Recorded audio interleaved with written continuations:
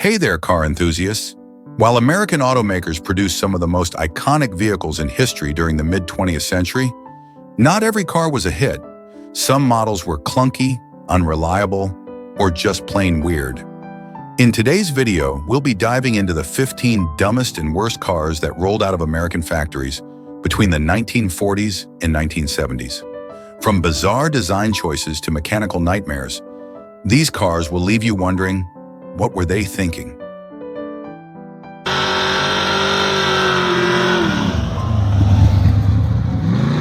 Kicking off our list is the 1947 Crosley CC, one of the earliest compact cars to hit the American market in the post-World War II era.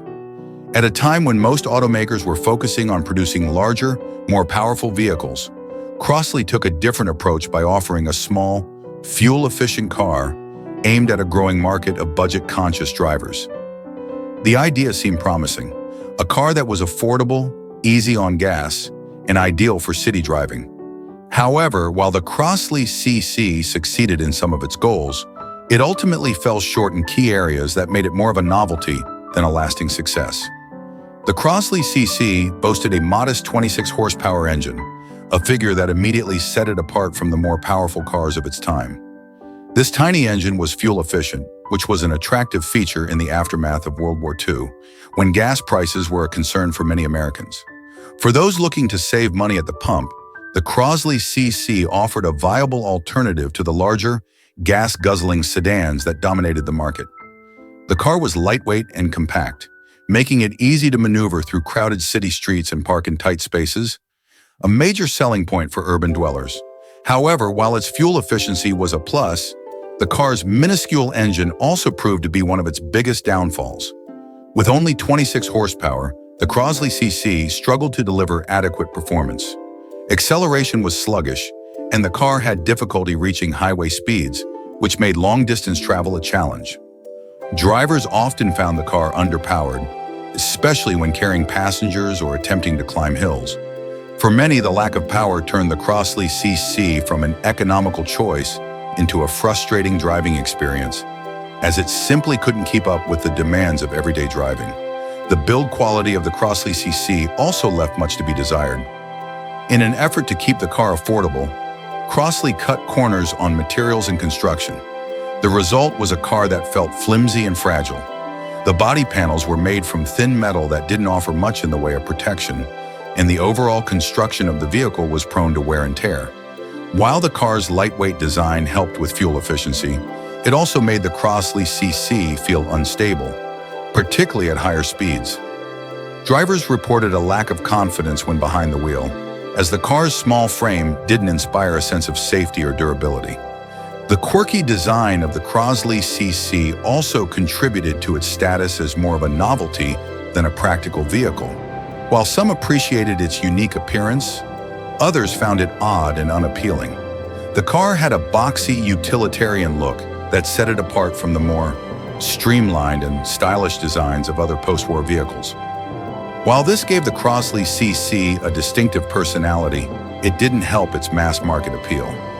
Many consumers were drawn to cars that represented the post-war optimism of the era, big, bold, and powerful, while the Crosley CC felt like an outlier, too small and too strange to capture widespread attention. Despite its shortcomings, the Crosley CC did have a loyal fan base. Some drivers appreciated the car's practicality and low cost of ownership, while others were drawn to its quirky charm and compact size. For those living in crowded cities or looking for a second car, the Crosley CC could be a convenient and affordable option. It also appealed to those who were more concerned with frugality than performance, as the car's fuel efficiency and low maintenance costs made it an economical choice in the right circumstances. However, in the broader market, the Crosley CC struggled to compete. Its underpowered engine, flimsy construction, and oddball design limited its appeal, and the car was ultimately seen as impractical for most American drivers. While it was ahead of its time in terms of its focus on compact size and fuel efficiency, qualities that would become more important in later decades, the Crosley CC was not well suited to the automotive landscape of the late 1940s, which favored larger, more powerful vehicles. In the end, the 1947 Crosley CC stands as an interesting chapter in automotive history, representing a bold attempt to offer a different kind of car in a market that wasn't quite ready for it. While it may not have achieved widespread success, it paved the way for future compact cars and left a legacy of innovation that would be appreciated by later generations of car enthusiasts. Today, the Crosley CC is remembered as a quirky, underpowered oddity, a car that was ahead of its time in some ways, but ultimately out of step with the automotive trends of its era. No conversation about automotive flops is complete without mentioning the infamous 1957 Ford Edsel, a car that has become a symbol of failure in the auto industry. The Edsel story is one of the most remarkable cases of how hype, miscalculation, and poor design can turn a highly anticipated product into a colossal disaster. Ford had grand plans for the Edsel, marketing it as a revolutionary vehicle that would shape the future of automobiles. Instead, it became a laughingstock, not only for its unusual and polarizing design, but also for its mechanical issues. Despite Ford's enormous financial investment and marketing push, the Edsel quickly became one of the biggest commercial failures in automotive history. In the mid-1950s, Ford executives believed they had identified a gap in the market that could be filled by a new mid-price vehicle. At the time, Ford was lagging behind General Motors, whose diverse lineup of cars had captured a significant share of the market. Ford already had its namesake brand for budget-conscious buyers and Lincoln for the luxury market, but it was missing a strong contender in the mid-range. The solution, they thought, was the Edsel, a car that would sit between Ford and Mercury in the lineup and appeal to drivers who wanted something more than a standard sedan, but didn't want to pay luxury car prices. Ford poured an enormous amount of resources into developing and promoting the Edsel. The company spent over $250 million, an astronomical figure at the time, on research, design, and a massive advertising campaign that promised the Edsel would be the car of the future. The build-up to the Edsel's release was full of mystery and anticipation. Ford kept much of the design under wraps, hoping that the suspense would create a surge of demand once the car was finally unveiled. It was supposed to be the car that would set Ford apart from its competitors and usher in a new era of automotive innovation. However, when the Edsel was finally revealed to the public in 1957, it became immediately clear that the vehicle wasn't what people were expecting. One of the most polarizing aspects of the Edsel was its design, particularly its infamous horse collar grille. The front of the car featured a vertical, oval-shaped grille that many critics compared to a toilet seat or a horse's collar. This unusual design choice was meant to make the Edsel stand out from other cars on the road, but it backfired spectacularly. Instead of being seen as innovative or stylish, the grille was ridiculed, and the car quickly became the butt of jokes. Design aside, the Edsel also suffered from a host of mechanical issues. The engine, which was touted as powerful and advanced, proved to be unreliable and prone to breakdowns. Many Edsels left the factory with significant defects, including faulty transmissions, electrical problems, and poor quality control overall. The car's advanced features, like its push-button transmission, often malfunctioned, leaving drivers frustrated. Instead of feeling like they were driving the car of the future, many Edsel owners found themselves dealing with constant repairs and unexpected trips to the mechanic. Timing also played a significant role in the Edsel's failure. The car was released during a recession, which led to a sharp decline in the demand for mid-priced vehicles. Consumers were looking for more affordable cars, and the Edsel, which was priced higher than many of Ford's other models, seemed out of touch with the economic realities of the time. Additionally, the Edsel was competing against Ford's own successful models, like the Ford Fairlane, which offered similar features at a lower price point. Buyers simply didn't see the need to spend extra money on the Edsel when they could get a perfectly good car from Ford's existing lineup. The marketing behind the Edsel, while massive, also missed the mark. Ford's advertising campaign hyped the car so much that it set expectations impossibly high. The Edsel was positioned as a revolutionary vehicle, but when people saw it for the first time, they were met with a car that didn't live up to the promises. The gap between what was promised and what was delivered created a sense of disappointment that was hard to overcome. The Edsel's failure was swift and brutal. Sales were dismal, with only about 110,000 units sold over the car's short production run from 1958 to 1960. The model was discontinued just 2 years after its debut, with Ford having lost nearly $350 million on the venture. It became clear that the Edsel was not the future of automobiles. It was an expensive miscalculation that Ford would rather forget. The 1950 Chevrolet Deluxe holds an interesting place in automotive history, remembered both as a beloved car of its time and as one that quickly became outdated in the face of rapid advancements in the industry. At the start of the 1950s, the Chevrolet Deluxe was considered a solid choice for families and individuals seeking an affordable, reliable car. It represented Chevrolet's attempt to provide a post-war vehicle that catered to the American middle class, balancing cost with functionality. However, despite its initial popularity, the Deluxe soon found itself overshadowed by faster, sleeker, and more innovative competitors, becoming a relic of an earlier era in just a few short years. One of the key reasons the 1950 Chevrolet Deluxe became outdated so quickly was its design. By 1950, automakers were beginning to push the boundaries of style and performance, ushering in the era of modern aerodynamic cars that would define the decade. The Chevrolet Deluxe, however, still carried the design language of the 1940s, a boxy, upright body with round fenders and a high roofline. While this design had been practical and well-suited to the post-war years, by the 1950s it was starting to feel outdated and old-fashioned. Competitors like Ford and Chrysler were introducing sleeker, more streamlined models that embodied the optimism and forward-looking spirit of the era, making the Deluxe seem stuck in the past. The Deluxe's styling wasn't just outdated, it was also lacking in flair. While other manufacturers were embracing chrome accents, bold grills, and modern touches, the Chevrolet Deluxe remained relatively conservative. Its plain utilitarian appearance didn't capture the imagination of buyers in the same way that flashier, more stylish cars from rival brands did. As car culture began to explode in the 1950s, consumers started to place more value on vehicles that not only functioned well, but also looked exciting and modern. Unfortunately, the Deluxe's conservative design failed to keep pace with these changing tastes, leaving it behind as other brands pushed ahead. Beyond its aesthetic shortcomings, the 1950 Chevrolet Deluxe also suffered from sluggish performance.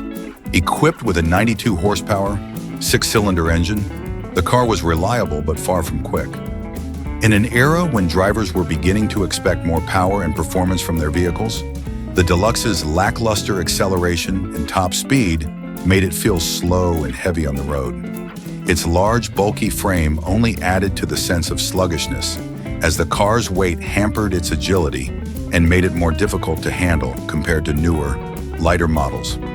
The Deluxe's slow performance was particularly noticeable when compared to the innovations being made by other automakers at the time. By 1950, companies like Ford were introducing V8 engines in their mainstream models, offering drivers more power and excitement behind the wheel. The Chevrolet Deluxe, with its relatively modest straight-six engine, simply couldn't compete with these more advanced, performance-oriented vehicles. As speed and power became increasingly important selling points for American consumers, the Deluxe's engine and overall driving experience felt underwhelming, especially for younger buyers seeking more excitement. Another factor contributing to the Chevrolet Deluxe's decline was its lack of modern features. While other brands were introducing automatic transmissions, power steering, and other technological advancements, the 1950 Deluxe remained relatively basic. Chevrolet did offer an automatic transmission option, but many models were still equipped with a manual 3-on-the-tree shifter, which added to the car's outdated feel. As the automotive industry moved toward a future filled with convenience features and driver-friendly technologies, the Deluxe's simpler design became less appealing to a consumer base that was growing more accustomed to modern amenities. Despite these shortcomings, it's important to note that the Chevrolet Deluxe was, in many ways, a product of its time. In 1950, America was still recovering from the effects of World War II, and many consumers were looking for affordable, reliable transportation rather than high-performance or stylish vehicles. The Deluxe delivered on this front, offering a dependable car at a price that many families could afford. For a brief period, it was one of the best-selling cars in the country, thanks to Chevrolet's reputation for quality and the Deluxe's appeal to practical, budget-conscious buyers. However, as the economy improved and consumer preferences shifted, the shortcomings of the Chevrolet Deluxe became more apparent. By the mid-1950s, the automotive landscape had changed dramatically, with companies introducing cars that were faster, more stylish, and equipped with the latest technology. Why drive when you can drive and sail? That was the quirky promise behind the 1961 Ampar, one of the most unusual and ambitious vehicles ever produced. Designed to be both a car and a boat, the Ampar attempted to combine the best of both worlds, offering adventurous drivers the freedom to hit the road or the water whenever they pleased. On paper, the idea was novel and even exciting. The thought of cruising down the highway and then seamlessly transitioning to a leisurely ride across a lake seemed like something straight out of science fiction. However, while the concept was bold, the execution fell dramatically short, making the Ampar a memorable but ultimately flawed oddity in automotive history. The Ampar was created by German designer Hans Trippel, who had a long-standing fascination with amphibious vehicles. His vision was to build a car that could serve as both a reliable mode of transportation and a functional boat. The vehicle made its debut at the 1961 New York Auto Show, where it generated considerable buzz. After all, the idea of a car that could also sail was unheard of at the time, and many were intrigued by the possibilities. Backed by a marketing campaign that touted its versatility and sense of adventure, the Ampar attracted a small but enthusiastic group of buyers. However, as soon as the Ampar hit the streets and waters, its limitations became glaringly apparent. The car's biggest problem was that it wasn't particularly good at being either a car or a boat. On land, it was sluggish and underpowered, with a top speed of 70 miles per hour, which was slow compared to other cars of the time. Powered by a 1.2-liter, four-cylinder Triumph engine, the Ampar struggled to keep up with traffic on highways, and its handling was far from impressive. Its high center of gravity and boxy, awkward design made it feel unstable on the road, especially when cornering or driving at higher speeds. But if the Ampar was slow on land, it was downright sluggish in the water. With a top speed of just 7 miles per hour in water, the Ampar wasn't exactly built for speedboat-like thrills. Instead, it chugged along at a leisurely pace, moving through the water with all the urgency of a rowboat. While the car's propellers did allow it to navigate rivers, lakes, and other calm bodies of water, it wasn't capable of handling rougher waters or anything more demanding than a quiet lake cruise. For drivers looking for a genuine boating experience, the Ampar's performance in the water was a letdown, to say the least. The car's dual functionality also came with a host of compromises. Because the Ampar had to work as both a car and a boat, it was built with a body that was watertight and corrosion-resistant. While this made it suitable for use in water, it also added significant weight, which further hampered its performance on land. The car's watertight seals and amphibious mechanisms added complexity to its design, making it more prone to mechanical issues and difficult to maintain. Even minor repairs required specialized knowledge, which made owning an Ampar an expensive and frustrating experience for many. Safety was another concern for Ampar owners. While the car's amphibious nature was its selling point, it also made for some nerve-wracking moments. Entering and exiting the water could be a challenge, and if the seals weren't properly maintained, the car could take on water. Moreover, the Ampar's handling in water was far from intuitive, requiring drivers to adapt to the slower, more deliberate pace of aquatic travel. Many owners found that the novelty of driving their car into a lake wore off quickly when they realized just how limited the vehicle was in both environments. Despite these issues, the Ampar did find a niche market among adventurous buyers and collectors. For some, the car's quirks and uniqueness were part of its charm. After all, how many people could say they owned a car that could also function as a boat? Ampar owners often took pride in the vehicle's unconventional design, and the car became a conversation starter wherever it went. For the rare few who truly embraced its dual-purpose nature, the Ampar was a fun, if impractical, addition to their automotive collection. However, for the majority of consumers, the Ampar car's novelty wore off quickly, and its impracticality became too difficult to ignore. In addition to its lackluster performance, the car was also expensive. Priced at around $3,000, roughly the same as a standard mid-range car at the time, the Ampar car didn't offer much value for the money. Consumers quickly realized that they could buy a better car and a better boat for the same price, leaving the Ampar car as a niche vehicle rather than a mass-market success. The 1949 Packard stands as a symbol of missed potential for a brand that once epitomized luxury and innovation. Packard, which had been a prestigious name in the automotive industry during the pre-war years, found itself grappling with an identity crisis and struggling to keep pace with its competitors in the late 1940s. As America emerged from World War II, the automotive landscape was rapidly evolving, with consumers eager for sleek, modern designs and powerful performance.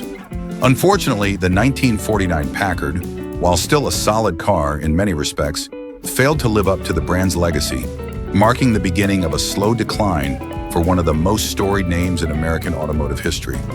In its heyday, Packard was synonymous with luxury and craftsmanship. The brand's cars were known for their stately design, smooth performance, and impeccable build quality. However, by the late 1940s, Packard was struggling to maintain its place in the increasingly competitive luxury car market. The 1949 model, while well-engineered in certain aspects, highlighted the brand's failure to innovate at a critical time. One of the most glaring issues was its design, which appeared dated compared to the sleeker, more modern cars being produced by rivals like Cadillac and Lincoln. The post-war years were a period of rapid technological and stylistic change in the automotive world.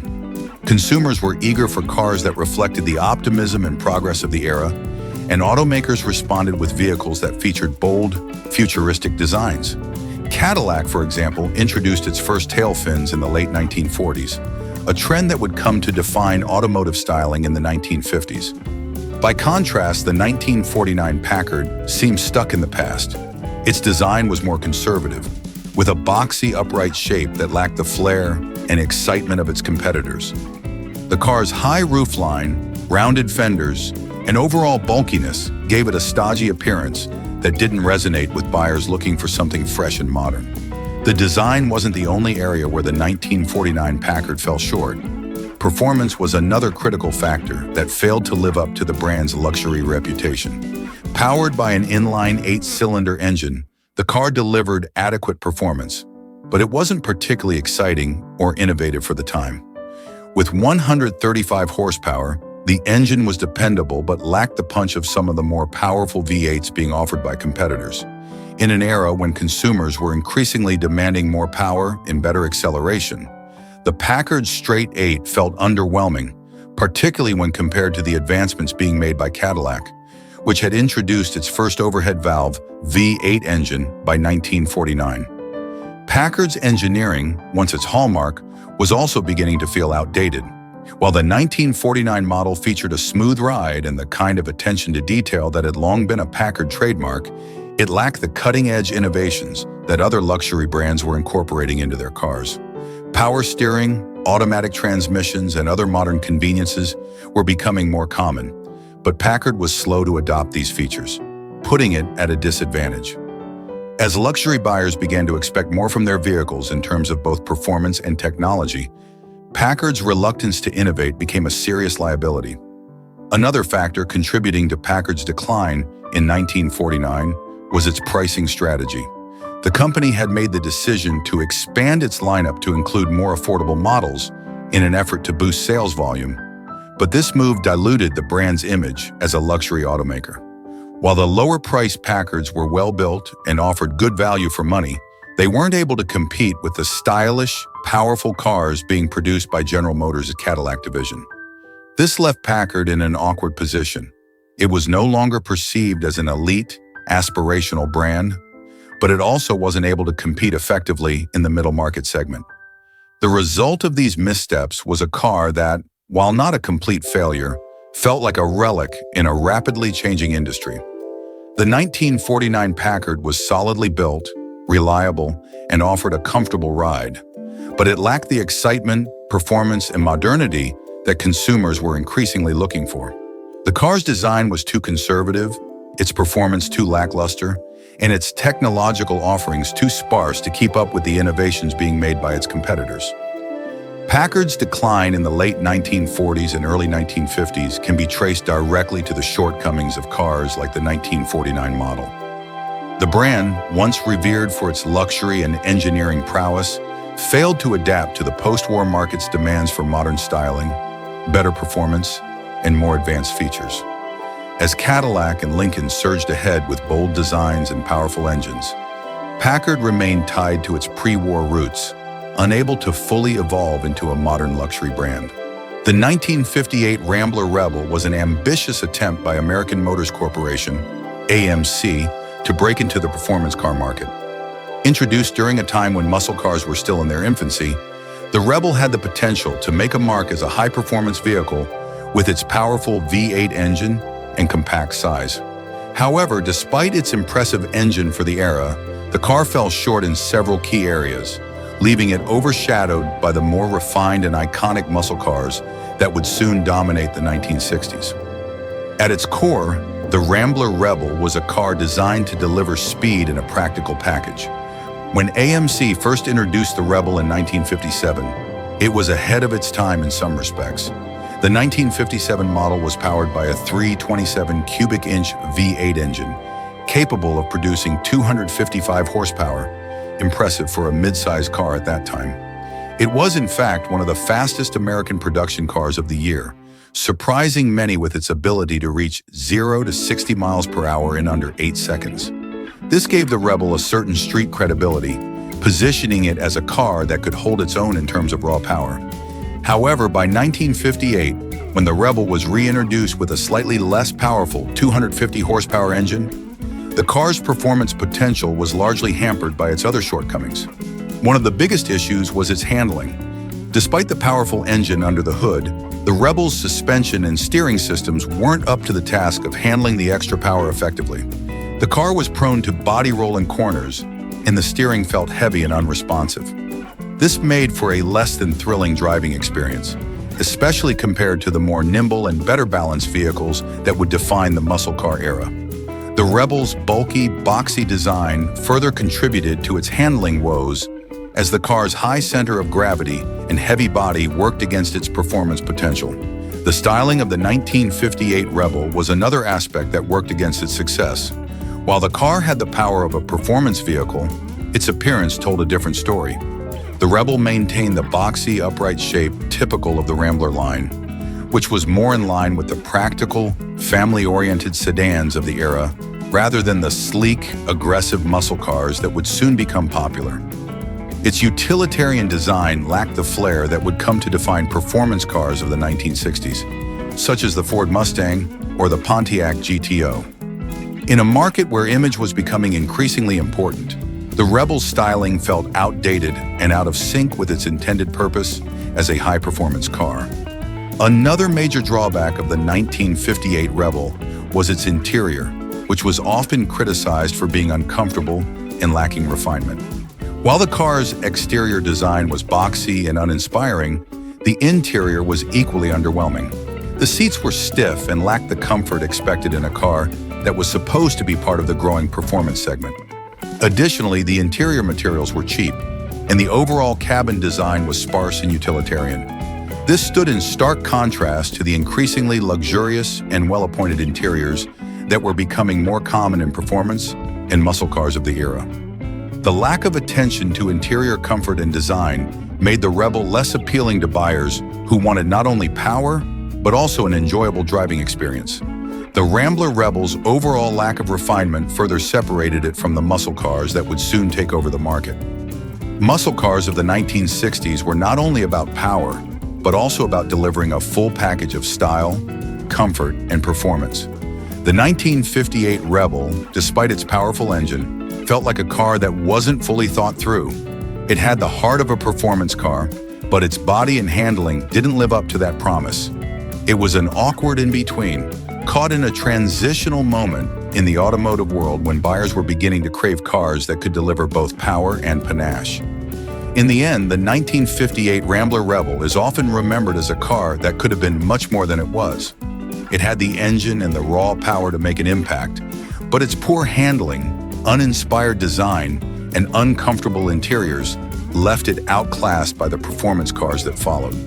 While it played an interesting role in the development of American performance cars, it ultimately couldn't keep pace with the muscle car revolution that would soon take the automotive world by storm. Today, the Rebel is a curious footnote in the history of American cars, an example of a vehicle that came close to greatness but missed the mark due to a lack of cohesion between performance, style, and comfort. The 1953 Nash Airflight was a bold experiment in automotive design that, for better or worse, embodied the spirit of the post-war era's fascination with futuristic aesthetics. At a time when the world was looking towards space exploration and technological advancements, Nash sought to capture that excitement in its vehicles. The Airflight, with its bubble-like, streamlined body and unconventional look, was an attempt to make cars look like something out of a science fiction novel. However, while its design certainly turned heads, it didn't resonate with the mainstream market. Instead of becoming an icon of the future, the Nash Airflight is remembered for its odd appearance and lackluster performance, which failed to live up to its ambitious design. The most striking feature of the 1953 Nash Airflight was, of course, its distinctive shape. At a glance, the car appeared more like a concept vehicle than something you'd expect to see cruising down the street. It had a rounded, almost teardrop-like body with curved windows and a fully enclosed front end that looked more like the cockpit of a jet plane than the grille of a traditional car. Nash designers were heavily influenced by the aerodynamic principles popularized in aviation, and the Airflight was meant to be as sleek and wind-resistant as possible. The company even marketed the design as streamlined and airborne, hoping to appeal to consumers who were captivated by the idea of cutting-edge technology and futuristic living. Despite these bold aspirations, the Airflight's design did not catch on as Nash had hoped. For many buyers, the car's look was simply too strange and far removed from the more familiar shapes they had grown accustomed to. The bubble-like roofline, which extended into the rear of the car, gave it a slightly top-heavy appearance, and the car's proportions were unusual compared to the sleeker, more grounded designs being offered by competitors. While other automakers like General Motors and Ford were introducing cars with more dramatic tail fins and streamlined profiles that still felt grounded in reality, the Airflight felt like a leap too far into the world of fantasy. One of the major drawbacks of the Airflight's design was its size and weight. The car's heavy steel frame and wide body made it feel more cumbersome than the sleek appearance suggested. Its unusual shape also resulted in some practical issues, such as reduced visibility due to the curved windows and an interior that felt more cramped than expected. While the design was supposed to make the car more aerodynamic, it didn't translate into a noticeably better driving experience. The Airflight's size and bulk actually contributed to its sluggish performance on the road. Under the hood, the 1953 Nash Airflight was powered by a 6-cylinder engine that, while adequate for a standard sedan, didn't deliver the kind of performance you'd expect from a car that looked so cutting edge. The engine produced around 115 horsepower, which was considered modest even for the time. This, combined with the car's heavy body, resulted in sluggish acceleration and a less than thrilling driving experience. In an era when consumers were starting to expect more power and excitement from their vehicles, the Airflight's performance left much to be desired. While it was designed to be practical and efficient, it lacked the kind of punch that buyers were looking for as the automotive industry began to move toward more performance-oriented vehicles. In addition to its underwhelming performance, the Airflight's handling was another point of concern. The car's weight distribution and high center of gravity made it feel unbalanced, especially in corners or at higher speeds.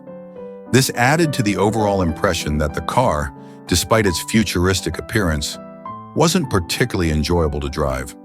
While Nash had succeeded in creating a vehicle that looked unlike anything else on the road, they hadn't managed to deliver a driving experience that matched the car's striking visual design. The interior of the Airflight, much like its exterior, was a mix of innovative ideas and practical shortcomings. Nash was known for its Nash seats, which could fold down to create a bed, a feature that was unique at the time and attracted some buyers who appreciated the car's versatility for long trips. However, the interior was otherwise fairly Spartan, lacking the luxury or comfort that buyers in the burgeoning post-war car market were beginning to expect. The futuristic theme carried over to the dashboard and controls, but these features were overshadowed by the car's overall lack of refinement and awkward ergonomics. The cabin didn't feel as spacious as its large exterior suggested, and the rear seating area was particularly tight due to the car's sloping roofline. The 1960 Plymouth Valiant is often remembered as one of the most peculiar car designs to emerge from the tail end of the 1950s, a decade known for its bold automotive experimentation. Chrysler Corporation, under the leadership of famed designer Virgil Exner, aimed to create a car that would break away from the traditional look of the time. The result was the Valiant, a compact car with an unconventional design that divided opinions almost immediately. While the Valiant boasted some respectable engineering features, its strange aesthetics, dominated by an oversized curved grille and awkward proportions, made it a tough sell for many buyers. Ultimately, this led to its disappointing commercial performance, even though it had the potential to be a solid compact contender in an emerging segment of the automotive market. The most striking feature of the 1960 Valiant was its front-end design, which was unlike anything else on the road. The car's massive curved grille gave it a somewhat bug-eyed appearance, an aesthetic that felt out of step with the sleeker, more futuristic designs being embraced by other manufacturers. The grille extended wide across the front, with a raised, almost predatory look that gave the car a slightly aggressive, if not jarring face. In an era when consumers were still drawn to the sweeping tail fins and chrome-laden designs of the 1950s, the Valiant's front end seemed more alien than attractive. It was a design choice that didn't resonate with many potential buyers, who found it awkward and unappealing, especially compared to the more balanced, stylish competition. Adding to the car's odd aesthetic were its awkward proportions. The Valiant had a relatively tall and narrow body, which gave it a somewhat top-heavy appearance.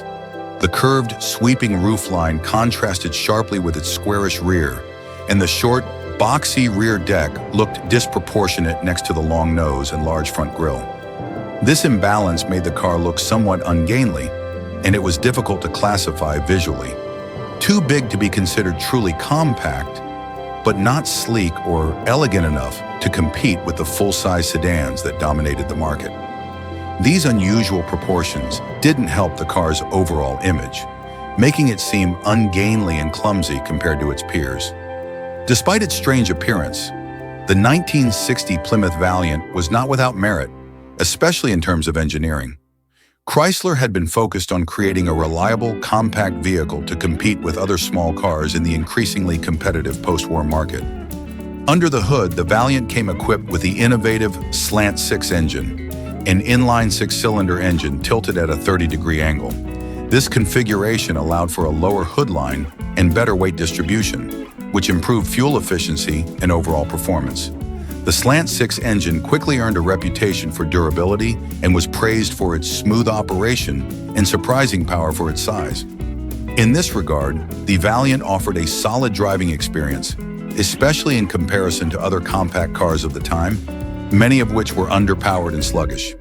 In addition to its capable engine, the Valiant featured some respectable engineering choices that made it a more practical car than its looks might suggest.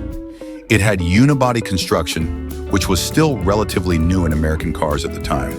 This design provided the Valiant with a stiffer, more durable frame, contributing to a more stable and solid ride. The car also featured torsion bar front suspension, which gave it improved handling and a smoother ride compared to other compact cars of its era.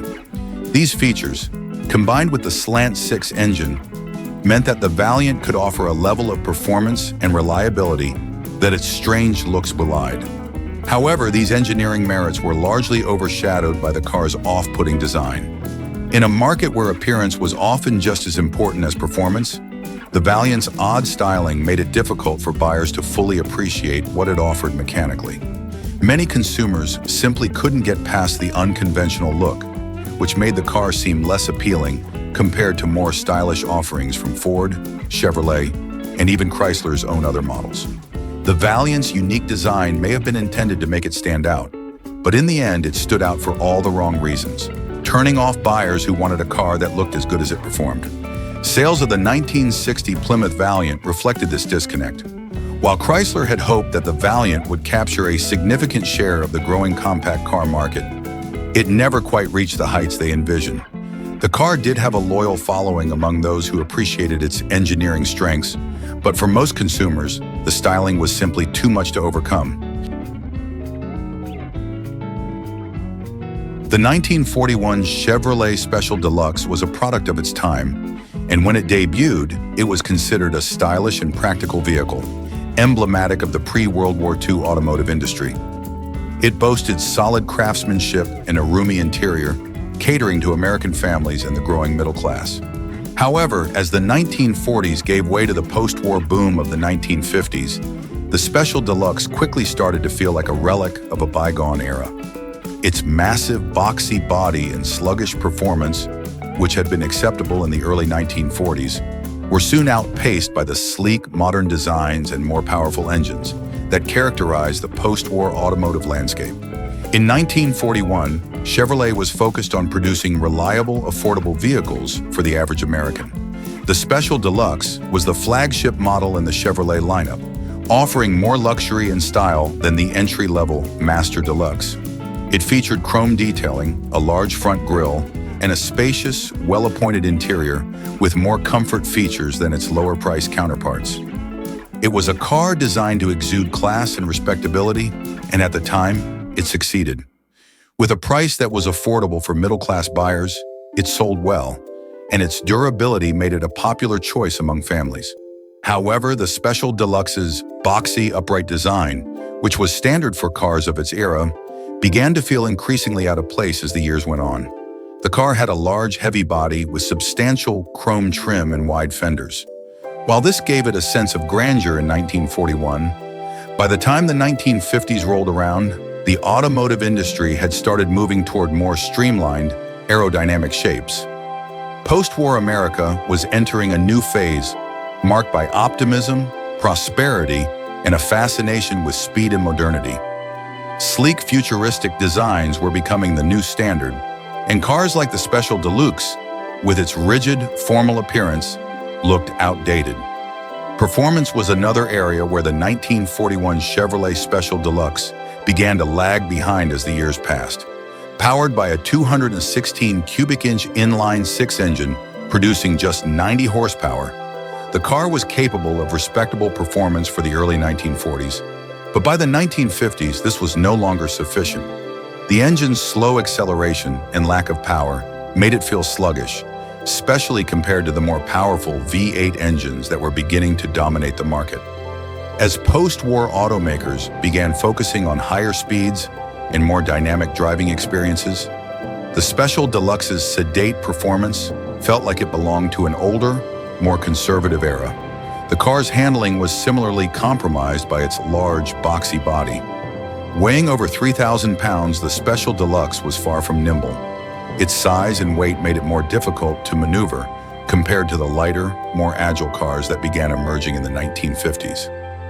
The suspension and steering systems, while adequate for 1940s driving conditions, felt outdated in the post-war era when highways were expanding and cars were being driven faster and longer. As a result, the Special Deluxe's driving experience felt clumsy and dated by the standards of the 1950s, when American drivers were beginning to expect more comfort and control from their vehicles. While the Special Deluxe's styling and performance issues became more apparent in the post-war years, it's important to recognize that the car wasn't necessarily poorly built. In fact, many owners appreciated its durability and solid construction.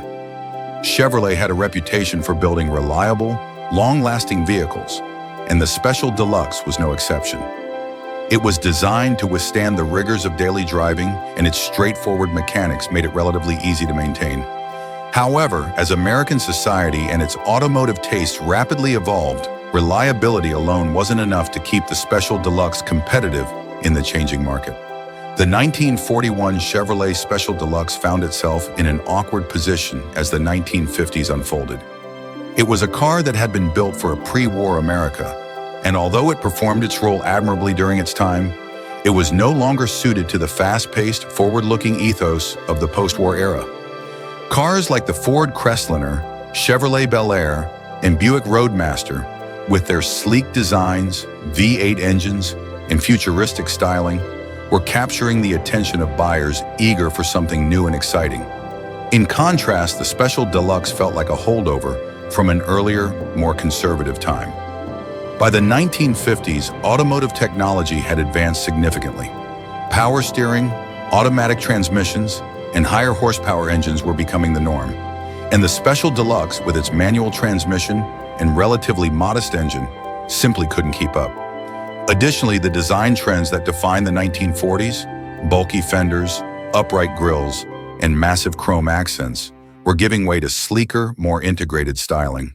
The 1971 Ford Pinto is one of the most notorious cars in automotive history, not for its affordability or fuel efficiency, but for its critical safety flaw that led to a scandal of immense proportions.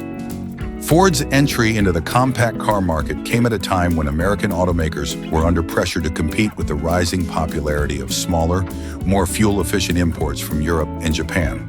The Pinto, designed to be lightweight and economical, seemed like the perfect solution. However, what should have been a success story for Ford turned into a nightmare due to a design flaw that made the gas tank highly vulnerable to rupturing and catching fire in rear-end collisions. This tragic flaw, coupled with Ford's subsequent mishandling of the issue, cemented the Pinto's place in automotive infamy. When the Pinto was first introduced in 1971, it was part of a new wave of compact cars designed to meet growing consumer demand for affordable, fuel-efficient vehicles. In the wake of rising fuel prices and changing environmental regulations, American consumers were looking for smaller cars that could deliver better mileage than the large gas-guzzling sedans that had dominated the roads for decades. Ford was determined to tap into this emerging market and develop the Pinto under tight deadlines, with the goal of getting it into production as quickly as possible. The Pinto's small size and low price tag appealed to budget-conscious buyers. It was advertised as a nimble, economical car that could hold its own against foreign competition, like the Volkswagen Beetle and Toyota Corolla. In many respects, the Pinto delivered on its promise. It was lightweight, easy to drive, and offered decent fuel economy for the time. For many buyers, it represented a practical, affordable solution in an era when fuel efficiency was becoming increasingly important. However, beneath its modest exterior lay a serious design flaw that would have deadly consequences. The Pinto's gas tank was mounted directly behind the rear axle, a position that made it particularly vulnerable in rear-end collisions. Worse still, the car's frame lacked sufficient reinforcement to protect the tank in the event of a crash. As a result, even low-speed rear-end collisions could cause the gas tank to rupture and ignite, engulfing the car in flames. The placement of the fuel tank was a critical safety oversight, and it wasn't long before tragic accidents began to occur. What made the Pinto scandal even more damning was Ford's response, or lack thereof. Internal company documents revealed that Ford engineers had been aware of the design flaw early on, but the decision was made to proceed with production without addressing the issue. The reason? Cost. Ford executives calculated that the cost of redesigning the fuel system or adding additional safety features would be higher than the potential payouts for legal settlements in the event of accidents. This cold, calculated decision put profits ahead of safety and ultimately cost lives. The revelation of Ford's internal cost-benefit analysis, known as the Pinto Memo, became one of the most shocking aspects of the scandal. The memo essentially placed a dollar value on human life, calculating that it would be cheaper to deal with lawsuits from burn victims and their families than to redesign the Pinto to be safer. According to the analysis, the estimated cost of fixing the problem would be around $11 per car. But Ford concluded that this expense was not worth the financial hit, especially when weighed against the projected cost of settling lawsuits. As reports of Pinto-related fires and deaths began to surface, public outcry grew. The issue came to a head in the late 1970s when lawsuits were filed against Ford, and the Pinto became the subject of widespread media attention. Investigations revealed that rear-end collisions involving the Pinto had resulted in numerous fatalities and severe injuries, and the car's reputation was irrevocably tarnished. The Pinto's safety issues became a symbol of corporate greed and negligence, and the scandal significantly damaged Ford's public image. In 1978, under mounting pressure, Ford finally issued a recall for the Pinto. The company recalled 1.5 million cars, marking one of the largest automotive recalls in history at the time. The recall involved installing a shield to protect the fuel tank from rupturing in a rear-end collision, but by then the damage had been done. The Pinto's reputation was beyond repair, and it became synonymous with corporate irresponsibility. The Pinto's safety scandal also had broader implications for the automotive industry and the regulation of vehicle safety. The controversy highlighted the need for stronger government oversight and more rigorous safety standards. The 1957 Dodge Swep wing is a quintessential symbol of the audacious design ethos that dominated American car manufacturing in the 1950s. With its enormous tail fins, excessive chrome detailing, and futuristic styling, it epitomized the jet age obsession with speed, space exploration, and all things flashy. It was a car that made a statement, designed to turn heads and capture the public's imagination in a decade defined by post-war optimism and prosperity. However, beneath its bold and eye-catching exterior, the Swep wing suffered from significant performance and reliability issues that would tarnish its legacy, making it one of Dodge's most regrettable models. The 1957 Dodge Swep wing arrived during a period when automakers were locked in a battle to produce the most visually extravagant cars. Tail fins, which had started as a subtle design flourish a few years earlier, had by 1957 grown into towering, exaggerated features. The swept wing's tail fins were among the largest and most dramatic of the time, rising sharply from the rear fenders and tapering outward like the wings of a jet plane. These fins were more than just a design trend. They were intended to evoke the excitement of aviation and space exploration, tapping into the cultural fascination with the future that was prevalent in 1950s America. The car's wide horizontal grille, prominent hood ornament, and flashy two-tone paint schemes further contributed to its bold, futuristic appearance. While the Swep wing's styling was undeniably attention-grabbing, it quickly became apparent that the car's performance didn't live up to its looks. Dodge equipped the car with a variety of engine options, including the 325 cubic inch V8, which promised strong performance on paper. However, in practice, the car's heavy body and poor weight distribution made it sluggish and difficult to handle. The Swep wing's large size and weight worked against it, reducing its agility on the road and contributing to a cumbersome driving experience. The car's suspension system, while designed to offer a smooth ride, often struggled to compensate for the vehicle's bulk, resulting in a ride that was far from the sporty, effortless experience the exterior styling suggested. In addition to its performance issues, the 1957 Dodge Swep wing was plagued by reliability problems, which further tarnished its reputation. The late 1950s was a period when quality control at many American automakers began to suffer, as companies raced to churn out increasingly elaborate designs while keeping costs down. Unfortunately, the swept wing fell victim to these lapses in quality.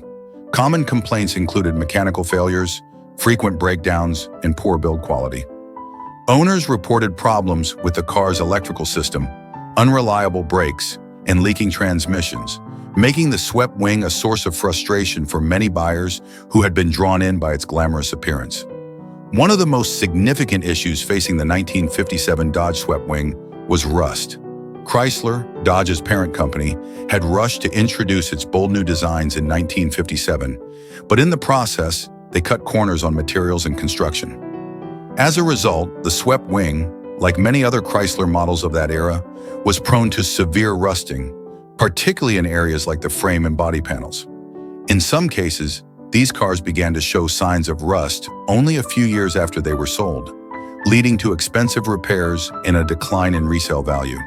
This widespread rust problem contributed to the car's poor reputation and ensured that many swept wings had a short lifespan compared to other vehicles of the time. Despite its issues, the 1957 Dodge Swep wing holds a unique place in automotive history as a relic of an era when style often took precedence over substance. The car's exaggerated design and futuristic appeal were a reflection of the optimism and exuberance that defined the 1950s, a time when Americans were looking toward the future with confidence. The space race was just beginning, and the country was fascinated with technology, innovation, and progress. Automakers keen to capitalize on this enthusiasm pushed the boundaries of car design, creating vehicles that were more like rolling art pieces than practical means of transportation. The Swep wing was a product of this mindset, a car designed to dazzle onlookers, but one that fell short when it came to performance and reliability. In hindsight, the 1957 Dodge Swep wing is often viewed as a cautionary tale about the dangers of prioritizing style over function. Its massive tail fins and lavish chrome trim may have made it a star on the showroom floor, but its mechanical shortcomings quickly became apparent once it hit the road. While it captured the spirit of the 1950s in all its over-the-top glory, it also illustrated the problems that arose when design excesses were allowed to overshadow practical considerations like performance, durability, and reliability. The 1968 AMC Gremlin stands as one of the most peculiar vehicles in automotive history, remembered not only for its unconventional appearance, but also for its place in the rapidly changing landscape of American car manufacturing.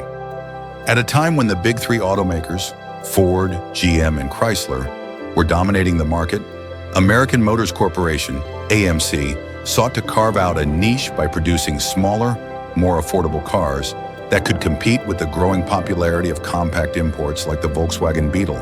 The Gremlin was AMC's answer to this challenge, but instead of emerging as a champion of innovation, it became a symbol of awkward design choices and hasty execution. The Gremlin was introduced at a time when the American car industry was grappling with a new reality. Consumers were increasingly looking for smaller, more fuel-efficient vehicles. The oil crisis of the early 1970s hadn't yet hit, but there was already a sense that the days of oversized gas-guzzling sedans were numbered. AMC, always operating with fewer resources than its larger competitors, needed to produce something quick and affordable to capitalize on this shift in consumer preference. The result was the Gremlin, a car designed in record time to appeal to the masses, but one that would quickly become notorious for its odd, stubby shape and questionable performance. The most striking feature of the AMC Gremlin was its design, which was unlike anything else on the road at the time. The car's front end was fairly standard for the era, but as you moved toward the back, it looked as though someone had taken a hatchback and simply chopped off the rear half. This abrupt cutoff gave the Gremlin a boxy, truncated appearance that made it seem unfinished. AMC's designers claimed that the unique shape was intended to maximize interior space while keeping the car compact, but to many, it just looked strange. The car's odd proportions earned it immediate ridicule, with critics and consumers alike calling it the car with the amputated rear end. In addition to its bizarre exterior, the Gremlin also had a name that didn't help its case. The term Gremlin is typically associated with mischievous, troublesome creatures, and while AMC intended the name to be quirky and playful, it ended up reinforcing the car's reputation for being problematic. The name, combined with the car's awkward appearance, made it an easy target for jokes and derision. The Gremlin was quickly branded as a car that looked as strange as its name sounded, and this initial impression was difficult to shake. However, the Gremlin's problems went far beyond its aesthetics. Despite being marketed as an affordable, practical car for everyday drivers, it was plagued by poor build quality and a host of mechanical issues. AMC's rush to get the car to market meant that corners were cut during production, and this resulted in a vehicle that was often unreliable. Common complaints included poorly fitted interior panels, rattling noises, and parts that wore out quickly. The car's overall durability was lacking, and many owners found themselves dealing with frequent breakdowns and costly repairs. The Gremlin's driving experience wasn't much better.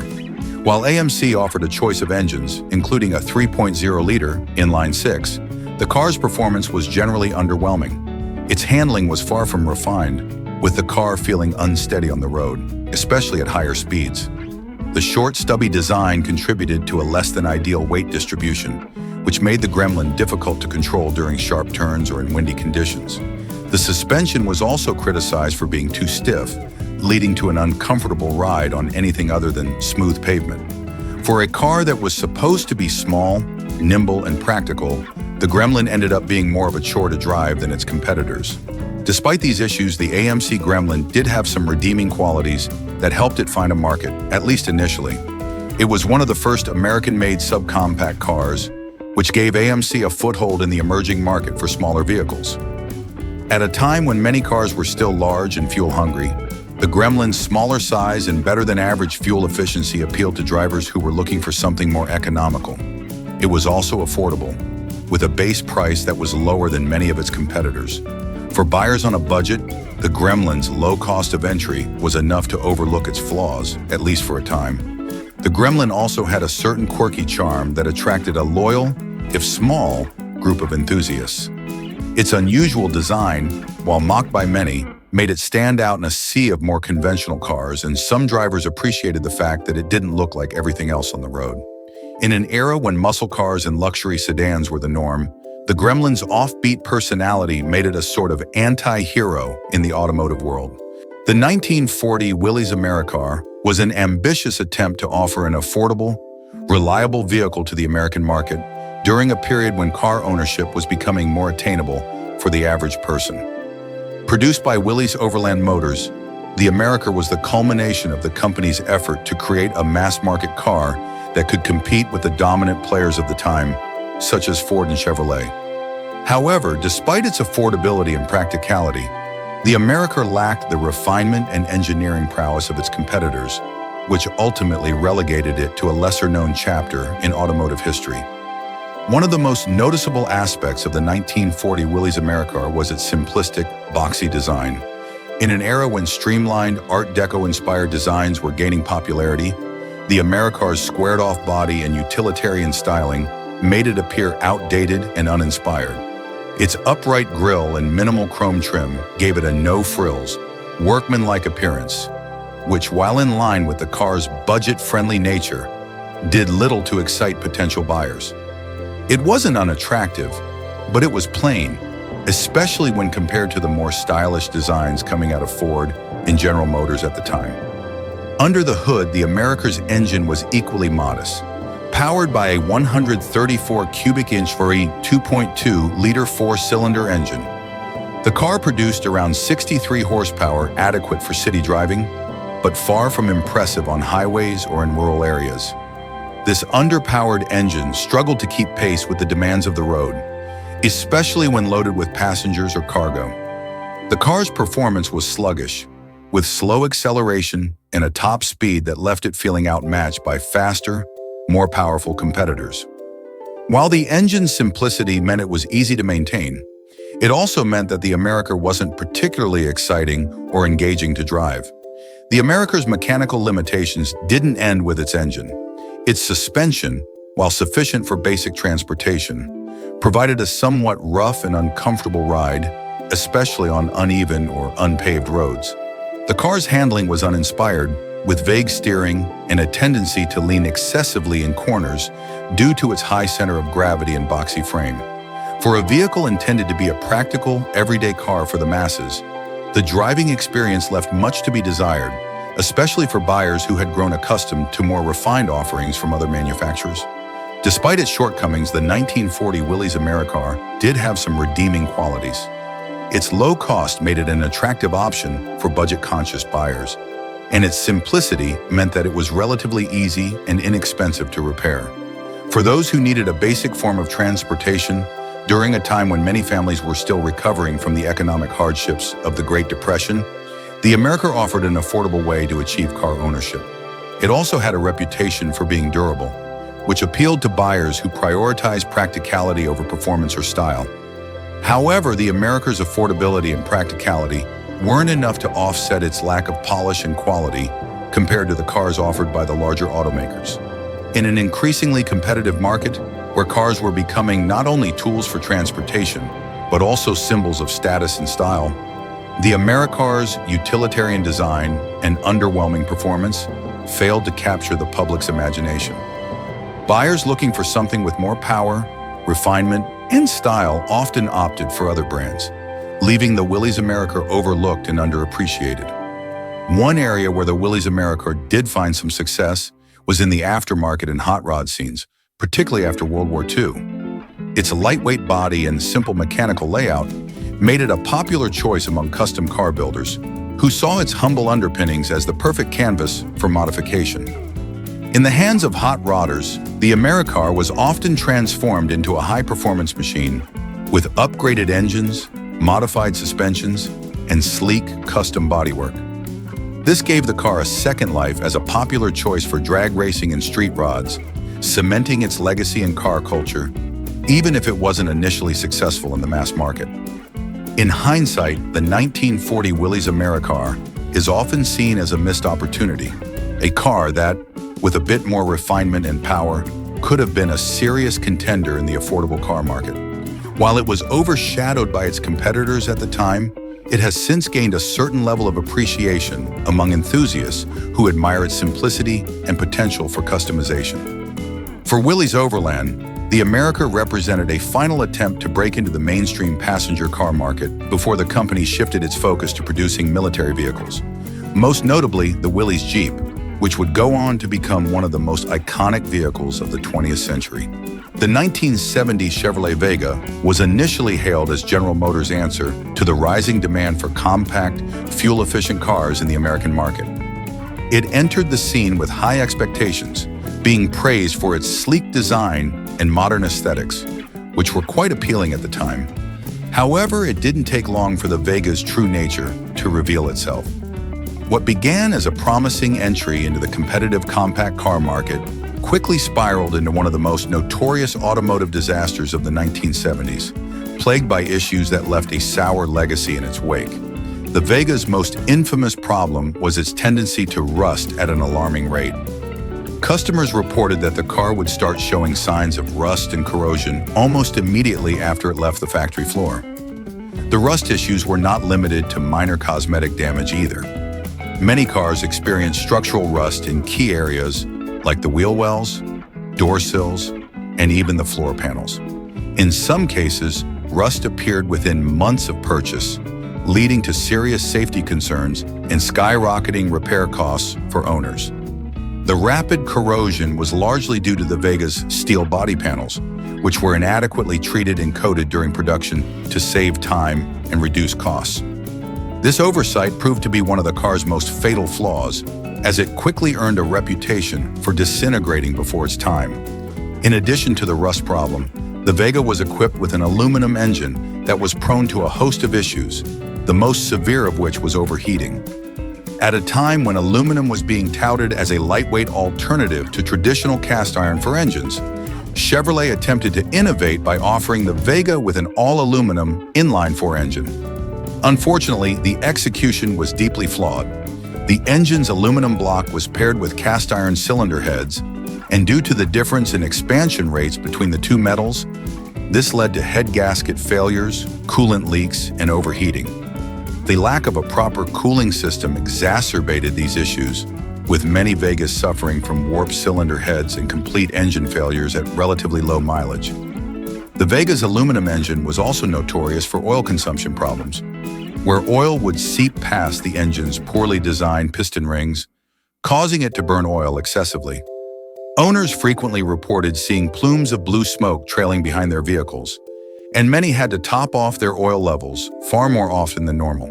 This, combined with the engine's tendency to overheat, led to catastrophic mechanical failures for many owners who had bought into the promise of a reliable, economical car.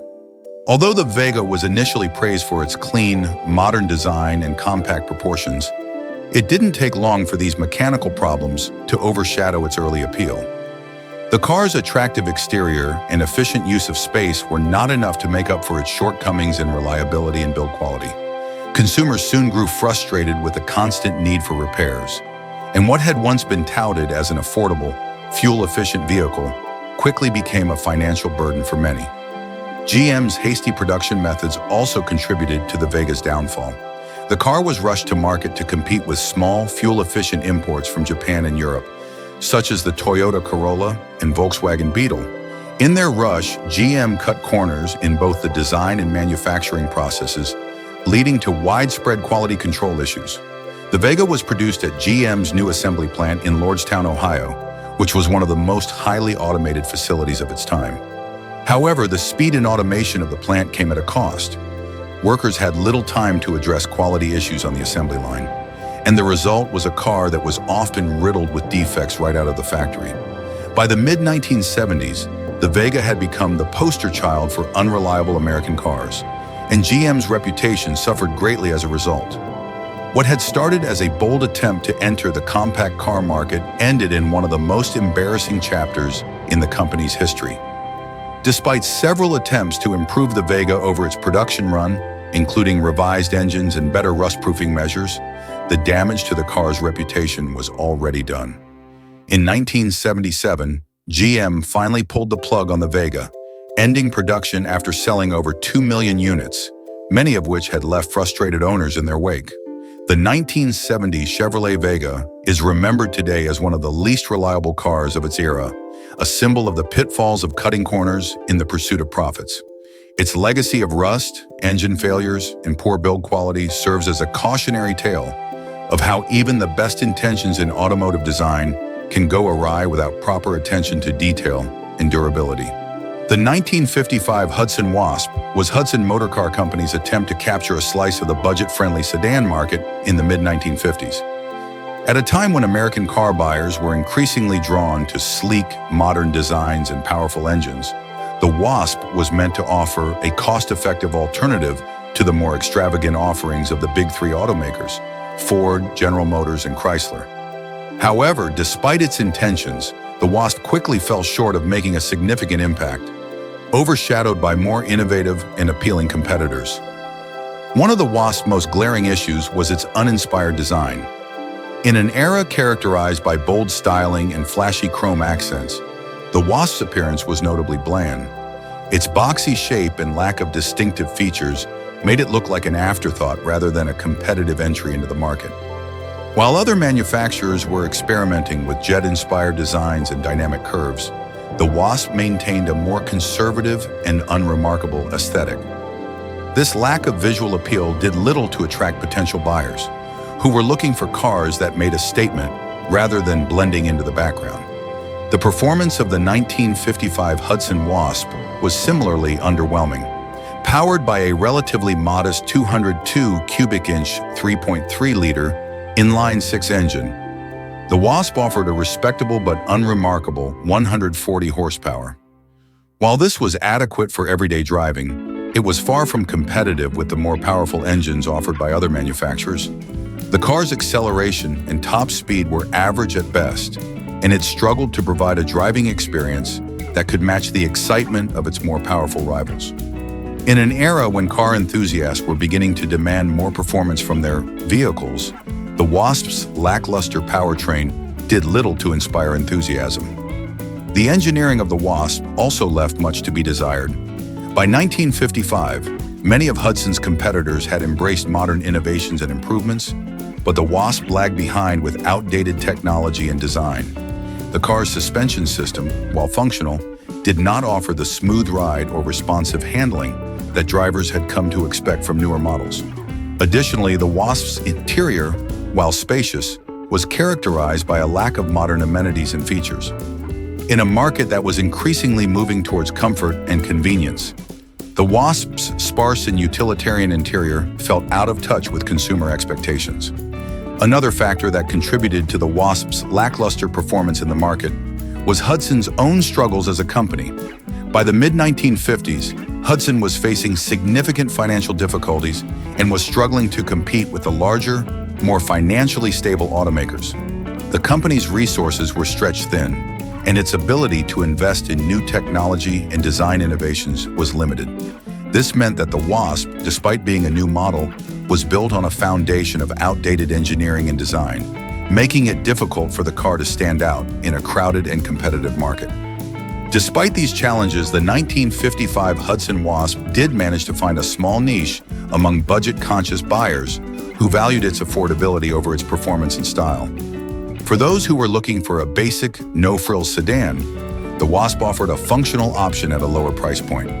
However, this was not enough to offset the car's shortcomings.